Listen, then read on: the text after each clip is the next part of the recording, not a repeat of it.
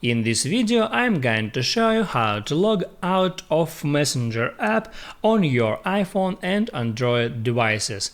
That is quite simple and easy to do, so let's begin. And unfortunately there are no option to log out in Messenger app, so you have to use Facebook app. To be able to do that, just install the app, then log into your Facebook account, and once you are on your Facebook app, here at the bottom right, just hit Add Menu icon, then scroll down for a bit and tap Add Settings and Privacy. Next, tap on Settings, there hit Add Password and Security. And there you have to find where you are logged in and tap here at See All.